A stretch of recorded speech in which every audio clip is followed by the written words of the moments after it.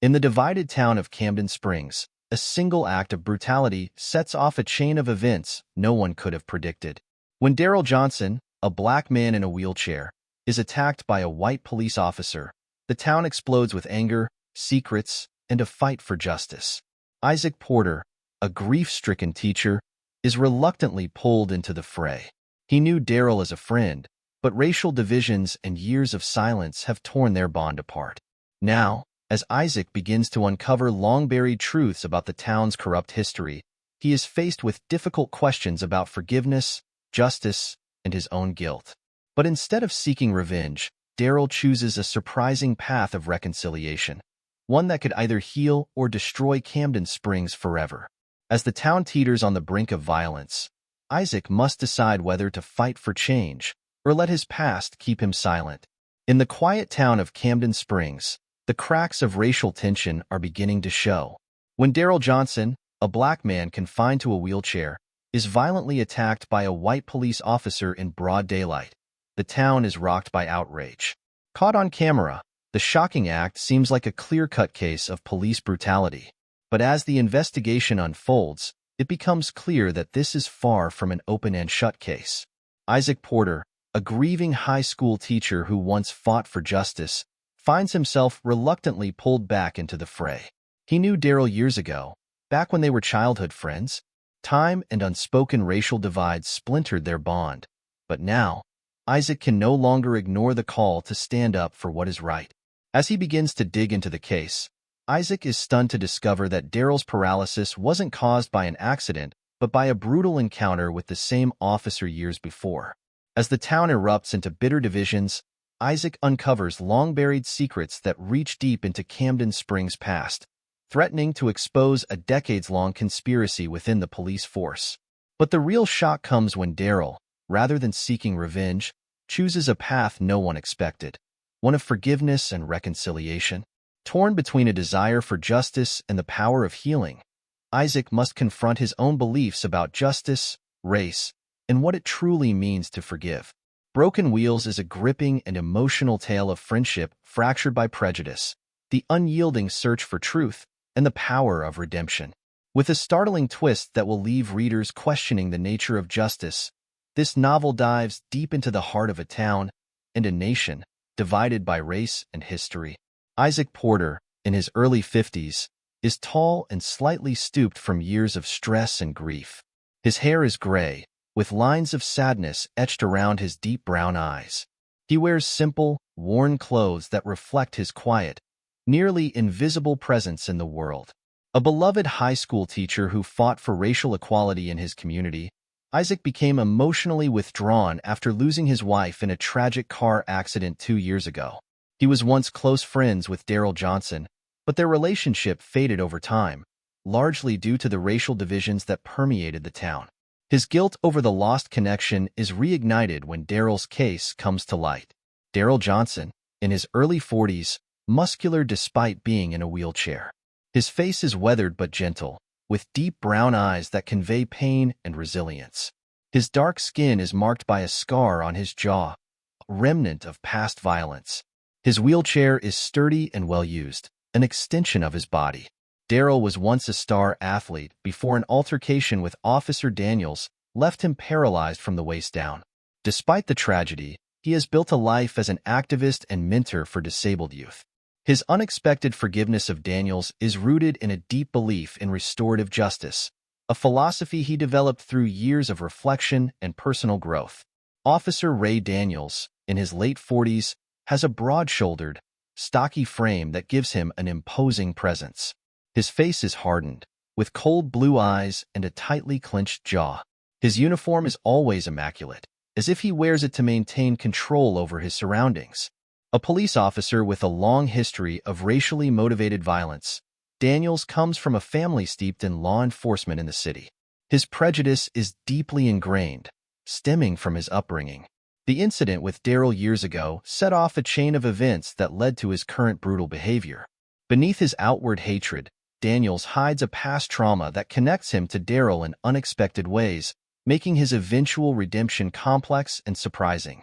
Maya Porter, in her early 20s, is tall and slender, with natural curls often pulled back in a practical bun. Her skin is a deep brown, her eyes sharp and observant. She dresses in professional attire, embodying her determination and drive. Maya, Isaac's estranged daughter, left Camden Springs for law school, seeking to escape the town's entrenched racism. She works as a civil rights attorney in a nearby town and is deeply involved in the case against Officer Daniels. Her strained relationship with Isaac, due to his emotional distance after his mother's death, is central to her internal struggle. She fights for justice, but also yearns to reconnect with her father. Troy Mitchell, in his early 30s, is slim and powerfully built. His face is youthful but weathered, with red hair and a scraggly beard. His clothing is casual, jeans and work boots, reflecting his role as a laborer. Troy is a lifelong Camden Springs resident and Isaac's friend from high school. He has been a passive observer of the town's racial issues for years, uncomfortable but never outspoken. As the case unfolds, Troy is forced to confront his own complicity in the town's silence, and he becomes an unexpected ally to Isaac and Maya, helping them uncover hidden truths about the police force. Camden Springs High School, a modest brick building with a weathered exterior, reflecting the town's slow economic decline. Inside, the hallways are lined with old lockers and inspirational posters from decades past. This setting serves as a symbol of Isaac's former life as a dedicated teacher and the community he believed he could change. Daryl Johnson's house, a small, cozy bungalow located in a predominantly black neighborhood. The house is wheelchair accessible for Daryl, with ramps and wide doorways. Despite its modest size, the house is filled with warmth. Photos of family and community events adorn the walls. It's a place of safety and reflection for Daryl, and later for Isaac and Maya, as they strategize their fight for justice. The Camden Springs Police Station, a stark, utilitarian building with faded American flags and old plaques on the walls, reflects the town's unwavering loyalty to the police. Inside, the atmosphere is cold and intimidating, with dim lighting and outdated decor. This place represents the oppressive force that has controlled the town for generations. The courthouse, an imposing and intimidating structure in the center of town, with stone columns and a dated clock tower. Inside, it's a battleground for justice, filled with tension during the trial. The wood-paneled courthouse is where the city's deep racial divisions come to the surface as the case against Officer Daniels unfolds. It's a place of fear and hope, where Isaac and Maya fight for the truth. Isaac Porter's house, a quiet, suburban home on the outskirts of town. Once full of life, the house is now dimly lit and cluttered with memories of his late wife. Framed photos, untouched books, and an overgrown garden outside reflect Isaac's emotional state. A man stuck in the past, unable to move on. It's in this home that Isaac begins his journey back to the world of justice and personal healing. Echoes of the past. Isaac is reluctantly drawn into the injustice surrounding Daryl's attack, triggering his dormant sense of responsibility. The funeral, inciting incident. Isaac attends the funeral of a former classmate, overhears the conversation about Daryl's attack, triggering guilt. Isaac's classroom. Isaac's disillusionment is heightened by a student's cynical comment about racial justice. Daryl's house. Isaac visits Daryl, learns of the attack, and senses a deeper struggle in his old friend. Isaac's house. Troy Mitchell warns Isaac to stay out of the situation, triggering Isaac's inner conflict. The attack footage. Isaac watches the brutal video, rekindling his old ideals and setting the stage for a deeper involvement. The awakening. Isaac reconnects with his daughter Maya, and together they begin to investigate the town's dark history. Isaac's call with Maya. Maya challenges Isaac's passivity, urging him to take a stand. Isaac is caught between his grief and his duty. Camden Springs Police Station. Isaac visits the station to gather information, but his interaction with Officer Daniels leaves him shaken by Daniels' hostility. Digging into the past. Isaac pores over old yearbooks and articles, uncovering a pattern of racial violence that the town has quietly buried. Maya arrives. Maya visits Isaac, and they discuss their fractured relationship and the deeper systemic issues in Camden Springs. The plan begins. Maya and Isaac decide to investigate quietly, starting with other victims of police brutality in the town. Ghosts in the shadows. Tensions between Isaac and Maya escalate as their investigation uncovers more secrets. Daryl's revelation. Isaac and Maya meet with Daryl again, and he reveals that his paralysis stems from an encounter with Officer Daniels years ago. Confronting Troy. Isaac confronts Troy about his warning, realizing that Troy knew about the police's pattern of cover-up but remained silent. Digging into the past, Maya uncovers buried court records and complaints about police misconduct, linking them to Daniels. Internal conflict. Isaac struggles with guilt over his past inaction, while Maya pushes him to act now before more damage is done. Father-daughter feud. Tensions reach a boiling point between Isaac and Maya, as their differences over how to handle the situation erupt into a heated argument. A town on edge. The town begins to take sides as the investigation stirs up long-standing racial tensions, and Isaac must decide whether to lead or retreat. Town hall meeting. Isaac and Maya attend a tense town hall meeting where the community is divided over the issue of policing. Maya speaks up, while Isaac sits quietly, unsure. Daryl's new decision. Daryl tells Isaac that he has decided not to publish cartoons, shocking everyone. He explains his belief in restorative justice, causing Isaac to question his own motives. Backlash. Maya is furious with Daryl's decision, and tensions between her and Isaac escalate. Community backlash begins when residents who support the police begin threatening Isaac. The interview. Isaac is interviewed by a local newspaper, but his comments are manipulated to portray him as a troublemaker. This causes his reputation in the town to deteriorate even further. Isaac's breaking point. Isaac receives threats against his job and family, and he considers giving up the fight altogether. The unraveling. Isaac, Daryl, and Maya reach personal breaking points as the stakes rise, pushing them toward a final decision that could change their lives. Officer Daniels' secret. Isaac stumbles upon a crucial piece of evidence, a sealed juvenile record showing that Daniels has a history of violence dating back to his youth. Isaac's confession. Isaac reveals to Maya the extent of his guilt over abandoning Daryl when they were younger and how it has influenced his current paralysis. Maya softens, understanding his inner struggle. The threats mount. Threatening notes are left at Isaac's house, and someone vandalizes Daryl's. Tensions in the town spiral out of control. The breaking point. Isaac and Maya realize they've hit a wall. Daryl refuses to cooperate, and the town's power structure won't budge. Isaac feels he's failed Daryl yet again. A decision to fight. After a heart-to-heart with Daryl, Isaac finds renewed purpose. Daryl agrees to move forward, but only if they follow a path of reconciliation rather than revenge. Past and present collide. Isaac and Maya work together to find a way to bring the city's systemic problems to light, but their journey is fraught with risk. Uncovering the conspiracy. Isaac and Maya confront the city's mayor with evidence of systemic police brutality, threatening to go public unless action is taken. Officer Daniels' past exposed. Officer Daniels' juvenile record is leaked, forcing the police department to scramble and increasing public pressure on city leaders. Daryl's public address. Daryl speaks at a community meeting, advocating for restorative justice over punishment, surprising everyone with his vision for healing the city. The backlash. The city's divide deepens, with violent protests erupting. Isaac and Maya realize they are now targets not only of the police, but also of pro-police residents in the city. The turning point. Isaac, Maya, and Daryl are invited to speak on a national news show, bringing their story to a wider audience and forcing the town's hand. The climax. The fight for justice reaches a boiling point, forcing Isaac, Maya, and Daryl to make life-changing decisions. The protest. A massive protest erupts outside the police station, and tensions reach a dangerous peak. Isaac and Maya are on the front lines, unsure of how this will end. The confrontation with Daniels. Isaac confronts Officer Daniels face-to-face, revealing the truth about their shared past. A shaken Daniel begins to unravel emotionally. Daryl's choice. As the protest teeters on the brink of violence, Daryl steps in, using his words and presence to calm the crowd, advocating for peace and restorative justice. Isaac's redemption. Isaac, inspired by Daryl's actions, takes the microphone and finally finds the words to unite the town, acknowledging his own failures and calling for change.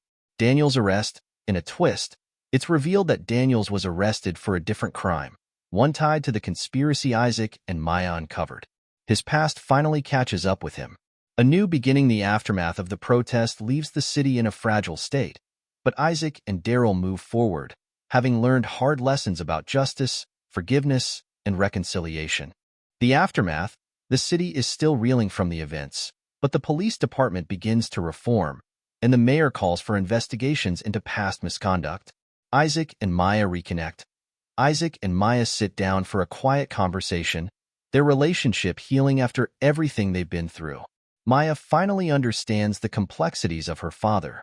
Daryl's vision: Daryl establishes a community center for disabled youth and ex-offenders, focusing on restorative justice and healing the wounds of Camden Springs. Isaac's farewell: Isaac steps away from teaching, choosing to dedicate his time to Daryl's project. The final scene shows him cleaning his classroom, reflecting on how much he's been eating. Hope for the future: the novel ends with Isaac, Maya, and Daryl standing together outside the newly established community center, watching the town as it begins its slow path toward healing. The day was overcast, the kind of gray that seemed to seep into Isaac Porter's bones as he stood among the small crowd. The cemetery was silent, save for the occasional rustle of wind through the trees and the soft hum of distant traffic. Isaac shifted his weight uncomfortably, unsure whether he belonged at this funeral. He hadn't been close with Tony, not for years. But Tony had been one of the loudest voices in Camden Springs when it came to fighting for civil rights, even when the town had chosen to turn a deaf ear. Isaac's own voice had quieted long ago. His hands hung loosely at his sides, the cuffs of his coat worn and frayed. He listened as the pastor gave the eulogy, words of remembrance that felt hollow. Isaac scanned the faces around him. So few people, a testament to the town's indifference, even in death. As the service ended, Isaac stood still while others slowly filtered away. He should have left, too, but something rooted him to the spot. It wasn't grief that held him here. It was guilt. He felt the tug of regret gnawing at his insides, but couldn't quite place why. Maybe because Tony had never stopped fighting. Maybe because Isaac had. Two men nearby broke the silence. Their voices were low, but Isaac caught bits of their conversation. "Did you hear about Daryl?" one of them muttered. "Officer Daniels, again. This time, it was real bad." "Yeah," the other replied. "Man's in a wheelchair for life, and still they go after him. It ain't right." Isaac's stomach clenched. Daryl Johnson. He hadn't heard that name in years, but the memories it conjured came rushing back. A childhood friend, a bond shattered by the subtle, unspoken racism that quietly ruled Camden Springs. They had drifted apart in high school, but Isaac had never forgotten Daryl. Isaac's gaze shifted back to the empty casket. Daryl in a wheelchair? Officer Daniels involved? A sense of urgency he hadn't felt in years stirred inside him. He turned away from the grave and headed toward his car, thoughts racing. The next morning, Isaac stood in front of his history class, chalk in hand. The classroom was filled with the familiar hum of adolescent boredom. A row of lockers lined the back of the room, their paint chipped and peeling. Inspirational posters, faded and outdated, hung on the walls, remnants of a time when Isaac had believed he could change the world, or at least his little corner of it. He tapped the chalk against the board, erasing a smudge absent-mindedly. His students were disengaged, more focused on their phones than on the lesson he was delivering.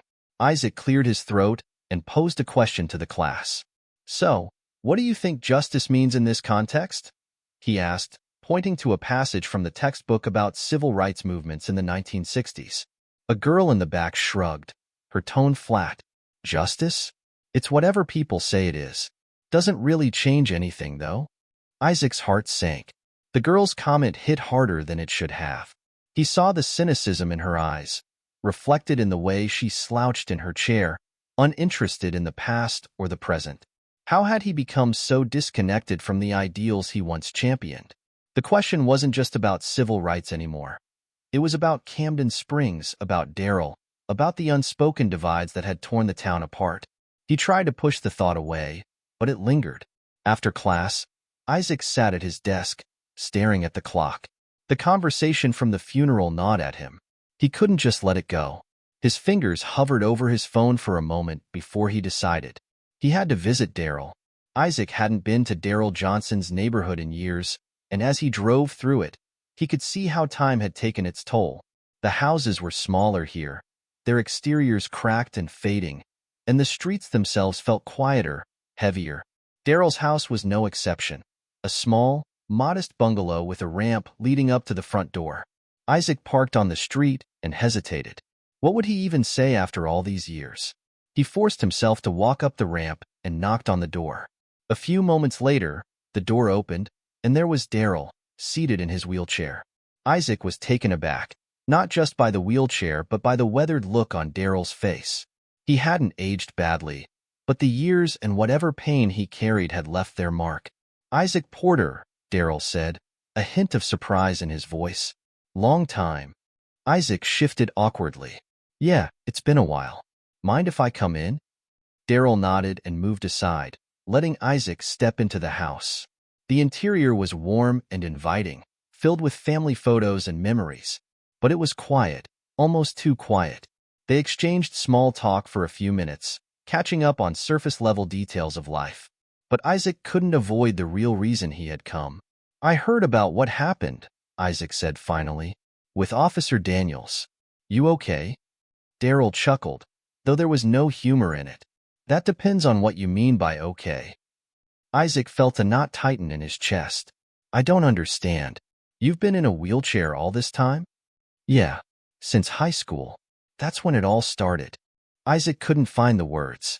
The silence between them grew heavier, the weight of what had been left unsaid for decades settling between them. Later that evening, Isaac sat alone in his dimly lit kitchen. His house was cluttered with remnants of a life that once felt full, photos of his late wife, old books piled on the shelves, an overgrown garden outside the window. He poured himself a drink, staring blankly at the untouched meal on the table. The conversation with Daryl had left him rattled. How had he not known? How had he let so much time slip by without reaching out? Guilt washed over him in waves. Daryl had been his friend, and Isaac had done nothing when Daryl needed him most. The knock on the door startled him. Isaac opened it to find Troy Mitchell standing there, his hands stuffed into the pockets of his worn jacket. Isaac hadn't seen Troy in a while, but he recognized the familiar lines of concern etched on his face. "Isaac," Troy said, his voice low, "I heard you were asking about Daryl." Isaac frowned. "Yeah, I want to see him. What's going on?" Troy sighed. "Look, you don't want to get mixed up in this. People around here don't take kindly to stirring the pot. The police, they don't forget. It's better if you just let it be." Isaac stared at Troy, the words sinking in slowly. His mind flashed back to Daryl's wheelchair, to the pain in his old friend's eyes. Let it be? How could he?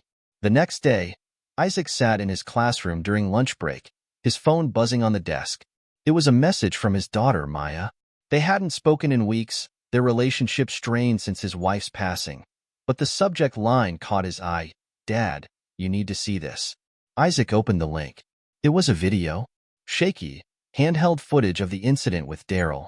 In it, Officer Daniels towered over Daryl, yelling, accusing him of faking his disability. Isaac's heart pounded in his chest as he watched Daniels shove Daryl to the ground. The sound of Daryl's wheelchair clattering against the pavement made Isaac sick to his stomach. He couldn't believe it. The cruelty, the violence. It was all too real. The bell rang, and his students began to file in for the next lesson. But Isaac couldn't tear his eyes away from the screen. For the first time in years, something stirred inside him. He knew, in that moment, that he couldn't stay silent anymore. Isaac sat at his kitchen table, the weight of the video footage still heavy on his mind. His phone buzzed again, and this time, he answered. "Maya." His voice was more strained than he intended. "Dad, I saw the video." Maya's voice was sharp, direct. "How did you not know about this?" Isaac rubbed his forehead, the dull ache of guilt pressing harder. "I don't know. I've been out of touch with things." "Out of touch?" Maya scoffed. "Dad, you used to be the one fighting for people like Daryl. What happened to you?" Isaac flinched at her words. "I didn't know he was in a wheelchair. I didn't know about the attack." Then start knowing," Maya interrupted. "This isn't something you can ignore. Daryl deserves better. You can't sit back and let this happen." Isaac fell silent, her words cutting deep. He could hear the frustration in her voice, the same frustration that had driven her out of Camden Springs years ago. He didn't blame her for leaving. He had retreated, too, though in a different way. "I'm going to do something," Isaac said quietly, more to convince himself than her. "You better," Maya responded, her tone softening just a little. "I'm going to dig into this case. Daniels has a record, Dad. This isn't the first time he's done something like this. I'm going to find out more, but I need you to be involved." Isaac hesitated. He hadn't spoken to Maya much since her mother's death, and now she was asking him to dive into something that felt bigger than him. But she was right. He couldn't stay silent. "I'll help," he said, though the uncertainty still clung to his voice. "Good. I'll send you more information as I get it. Just don't back out. Daryl needs you." The call ended, and Isaac stared at the empty space in his kitchen. His daughter's words echoed in his mind. "Daryl needs you." Isaac felt the oppressive atmosphere of the Camden Springs police station the moment he walked through the front door. The fluorescent lights overhead flickered, casting an eerie glow on the worn linoleum floors. The place felt cold, hostile, much like the officers who worked there. He approached the front desk, where a young officer barely looked up from his paperwork. "I'm here to see Officer Daniels," Isaac said, trying to keep his voice steady. The officer raised an eyebrow. "Is there an appointment?" "No, I just need to ask him some questions." The officer smirked, clearly unimpressed. "Daniels isn't taking visitors today. Is there something you need from the department?" Isaac clenched his jaw. "I need to talk to him about Daryl Johnson." That got the officer's attention. He leaned back in his chair, arms crossed, his expression darkening. "You don't want to get involved in that.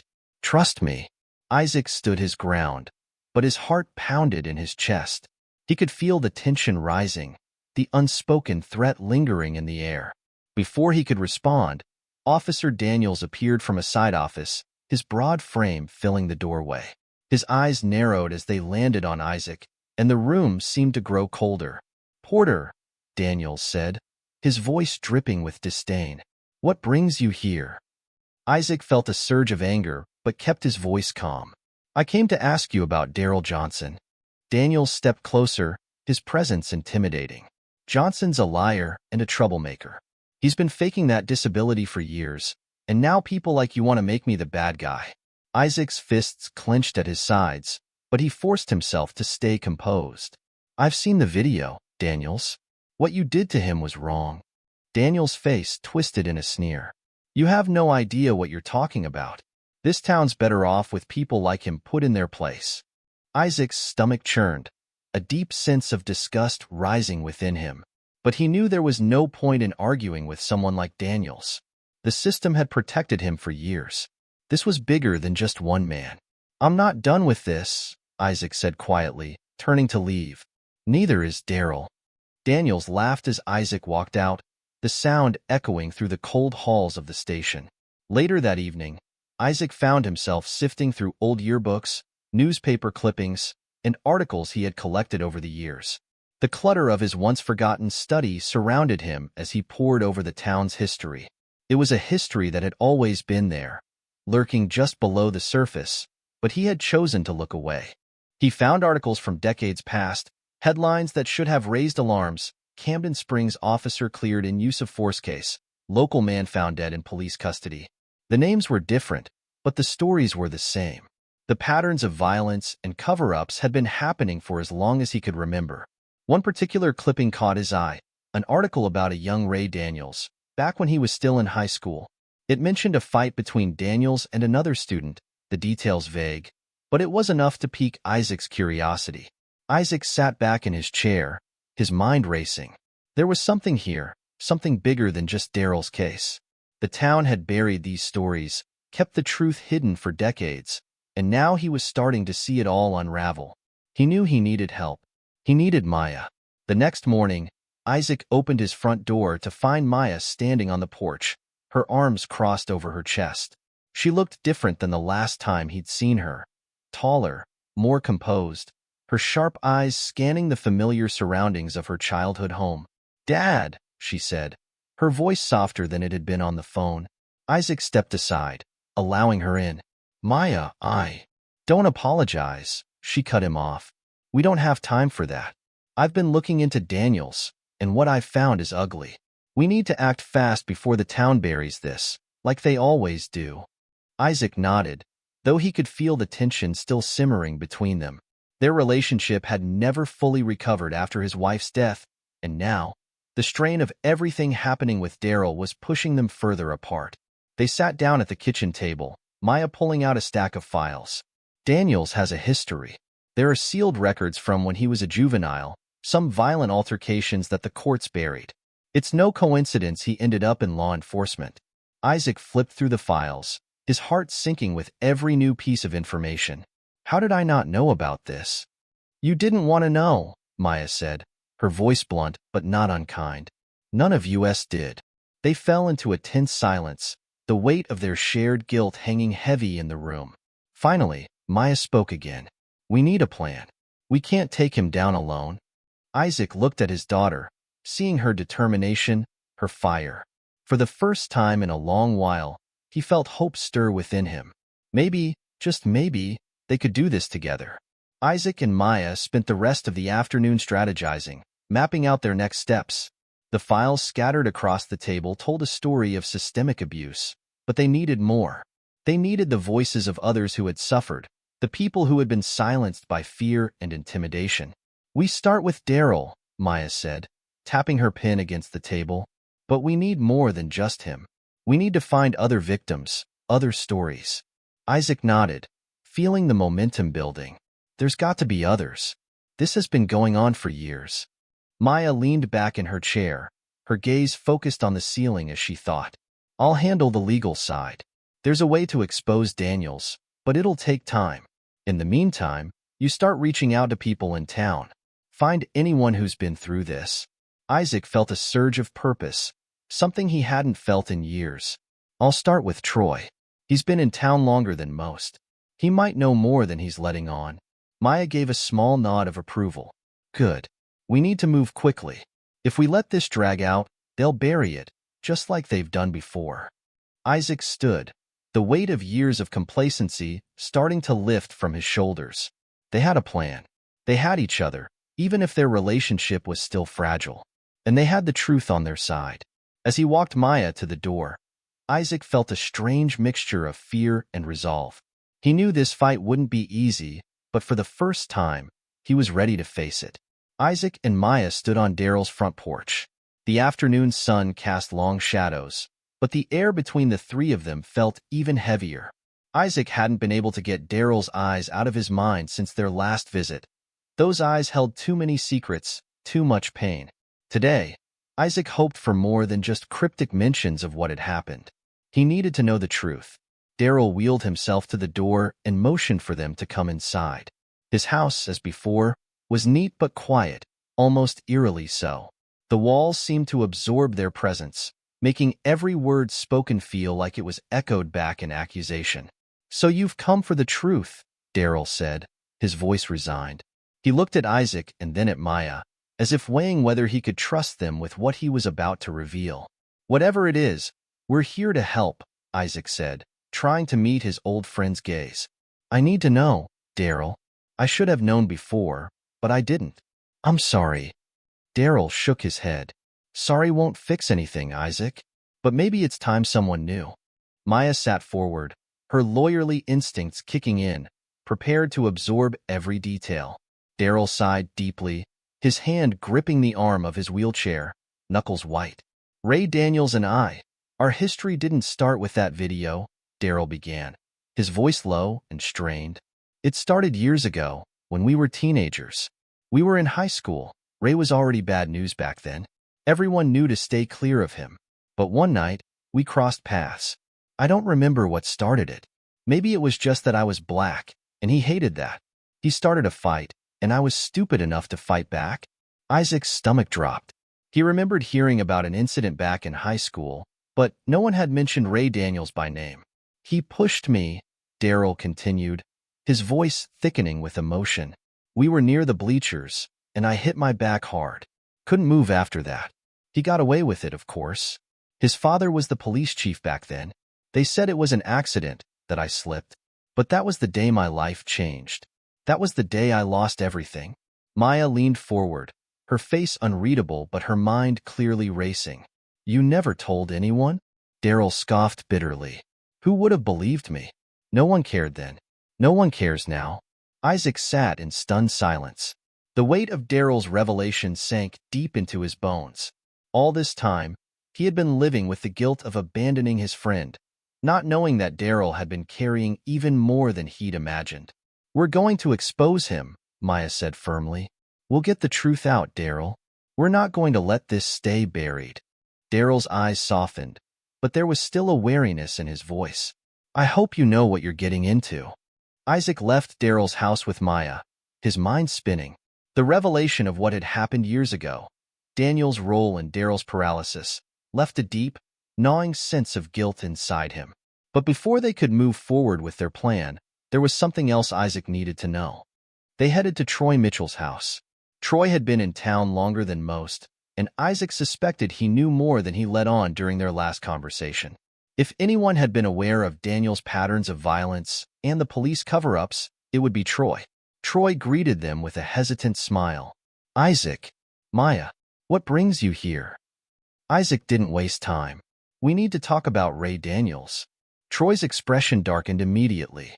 He stepped aside, motioning for them to come in. They sat in his small, cluttered living room, where the silence was broken only by the ticking of a clock on the wall. "I know what you're after," Troy finally said, his voice low.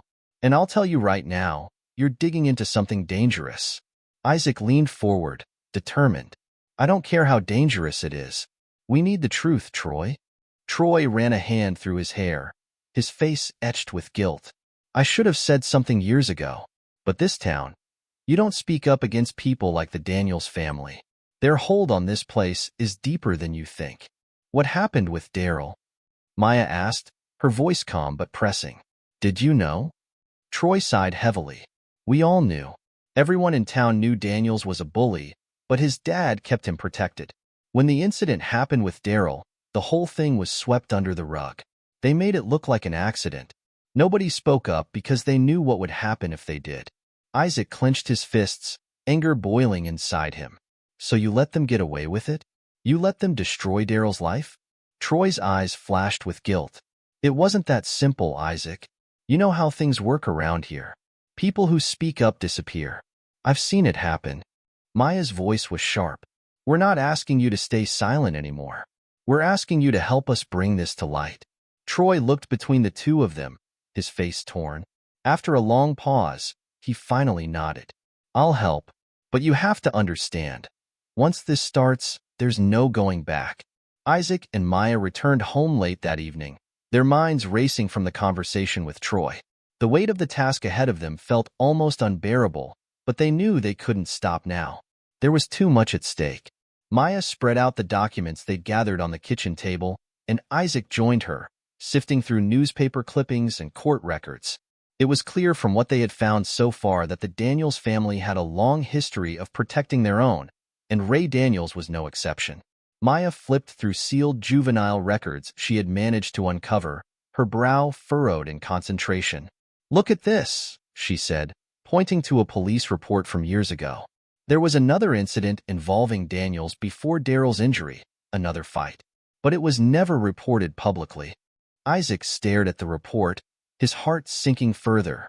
This town has been hiding this for decades. Maya nodded grimly. "And it's going to keep hiding it unless we do something." Isaac felt a surge of frustration. How can a town turn a blind eye for so long? How can people just let this happen? Maya looked up at him, her expression softer now. "People let it happen because they're afraid. Because it's easier to stay quiet than to fight. But we're not going to let that fear stop us." Isaac nodded, though the pit in his stomach remained. He had spent so long avoiding this fight, but now that he was in it, he felt the full weight of his responsibility, not just to Daryl, but to the truth itself. Later that night, after Maya had gone to bed, Isaac sat alone in the quiet of the living room, staring at the files scattered across the coffee table. His mind was a whirlwind of thoughts, memories, and regrets. He had never imagined that stepping back into Daryl's life would uncover so much pain, so many buried truths. He thought about his own life, about the choices he had made. His wife's death had left him hollowed out, and in the years since, he had let that emptiness consume him. He had distanced himself from Maya, from his students, from the world. But now, with Daryl's story unfolding in front of him, he realized how much he had allowed himself to fade into the background. Isaac closed his eyes, feeling the weight of his failures pressing down on him. He had abandoned Daryl once. He couldn't abandon him again. His thoughts were interrupted by the sound of footsteps behind him. He turned to see Maya standing in the doorway, her arms crossed over her chest. "Can't sleep?" she asked, her voice soft. Isaac shook his head. "Too much on my mind." Maya walked over and sat down beside him, her expression thoughtful. "You know, I used to look up to you. You were the one who taught me to fight for justice." Isaac looked at her, surprised. "I don't feel like that person anymore." Maya sighed. "I get that, but we can't change the past. We can only do what's right now." Isaac nodded slowly, her words sinking in. Maybe there was still time to make things right. Maybe this was his chance to be the person he should have been all along.